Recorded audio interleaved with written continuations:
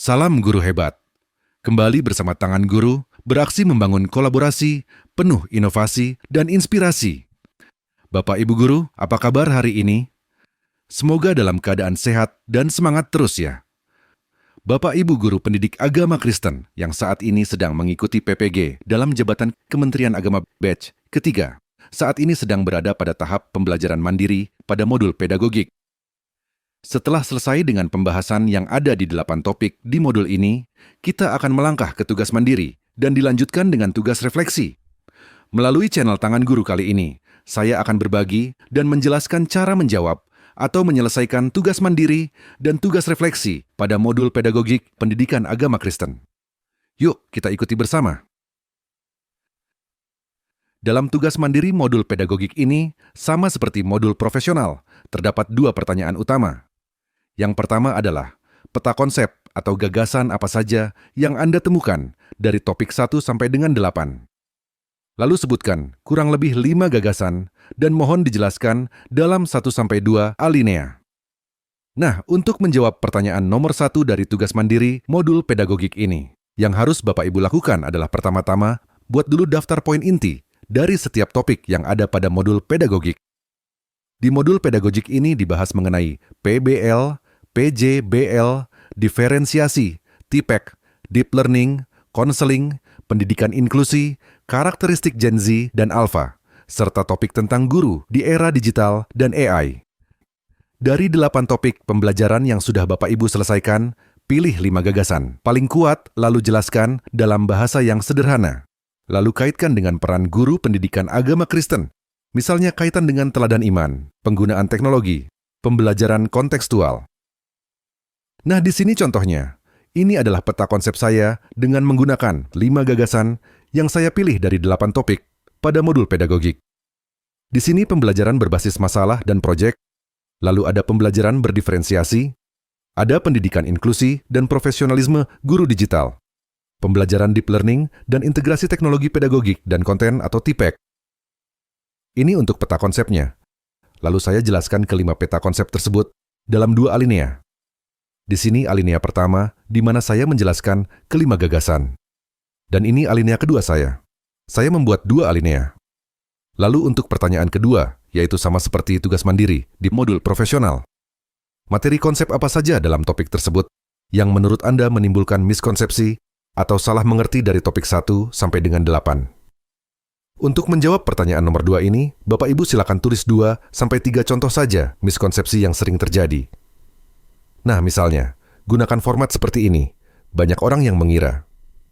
Padahal sebenarnya, contohnya, saya menulis seperti ini. Saya menyadari bahwa ada beberapa konsep yang berpotensi menimbulkan miskonsepsi, terutama jika tidak dipahami secara utuh.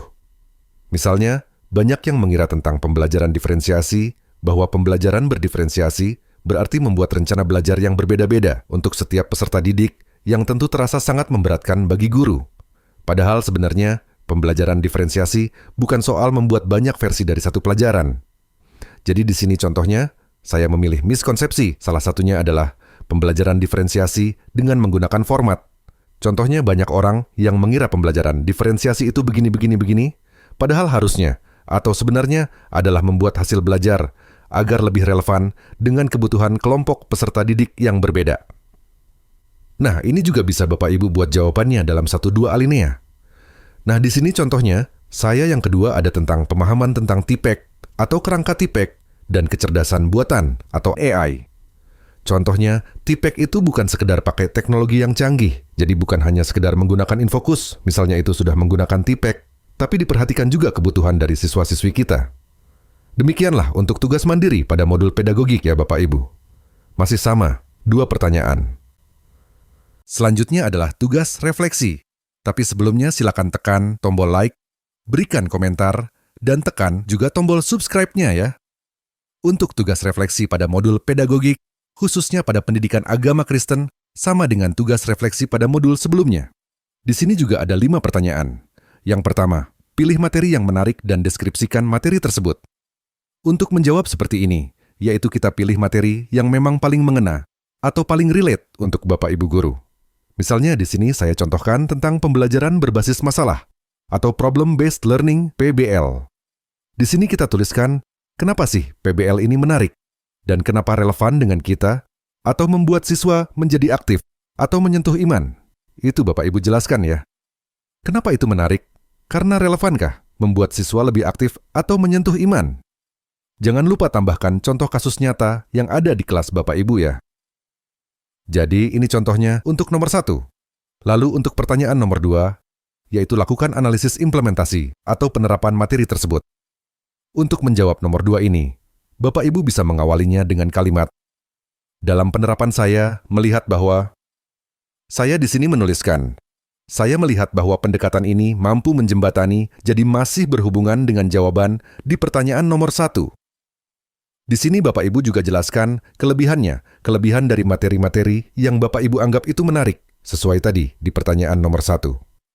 Jelaskan kelebihannya, misalnya membuat pembelajaran menjadi nyata, mengaitkan iman dengan masalah. Lalu sebutkan tantangannya, misalnya butuh waktu dan butuh persiapan atau butuh waktu yang cukup lama, atau partisipasi atau keaktifan dari semua siswa. Di sini lakukan analisisnya. Tadi poin pertamanya adalah, kita awali dengan kalimat dalam penerapannya seperti apa, terus Bapak Ibu melihatnya bagaimana. Lalu setelah itu jelaskan lagi kelebihan dari penerapan materi tersebut, lalu tantangannya seperti apa. Di nomor 3, pertanyaannya adalah, tuliskan pengalaman praktis dari proses pembelajaran yang mendukung atau bertentangan dengan materi yang dipelajari. Nah, di sini Bapak Ibu ambil contoh, pengalaman Bapak Ibu di kelas pada saat pembelajaran pendidikan agama Kristen. Setelah Bapak Ibu mengambil contoh, pengalaman Bapak Ibu selamat mengajar di kelas pada pembelajaran yang Bapak Ibu ajarkan ke siswa-siswinya. Ceritakan juga dengan pola, situasi, tindakan, dan hasilnya. Jadi, ceritakan situasinya seperti apa di kelas berdasarkan pengalaman Bapak Ibu, lalu tindakan apa yang Bapak Ibu lakukan, lalu hasilnya bagaimana. Bapak Ibu boleh menambahkan sedikit kendala agar lebih jujur dan realistis ya. Jadi, untuk nomor 3 itu poinnya, yang pertama, ambil dari pengalaman Bapak Ibu, lalu ceritakan dengan cara apa, dan situasinya seperti apa, tindakan yang Bapak Ibu lakukan seperti apa, dan hasilnya seperti apa. Lalu tambahkan kendala ya dalam cerita pengalaman tersebut.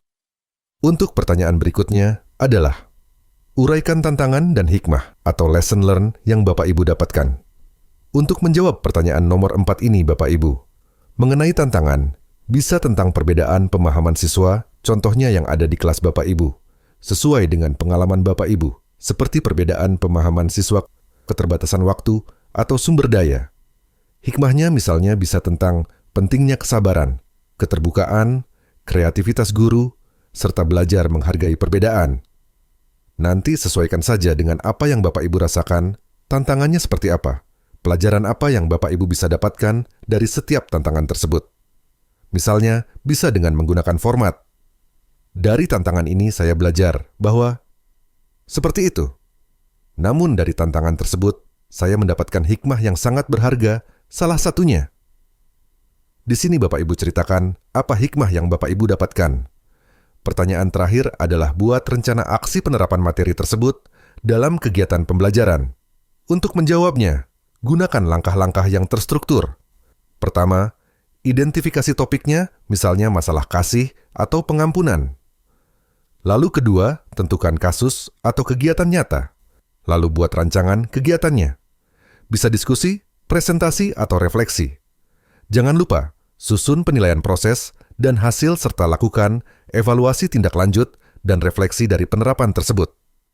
Supaya jawaban lebih spesifik dan realistis, coba sisipkan contoh konkret kasus sederhana di sekolah. Nah, demikian ya yang bisa saya bagikan tentang cara mengerjakan tugas mandiri dan tugas refleksi modul pedagogik pada pendidikan agama Kristen. Semoga video ini membantu Bapak dan Ibu dalam menyelesaikan tugas dengan lebih percaya diri dan bermakna. Terima kasih sudah mengikuti tayangan ini. Jangan lupa untuk like, subscribe, komen, dan bagikan channel Tangan Guru ini agar semakin banyak guru yang mendapatkan manfaat. Tuhan memberkati.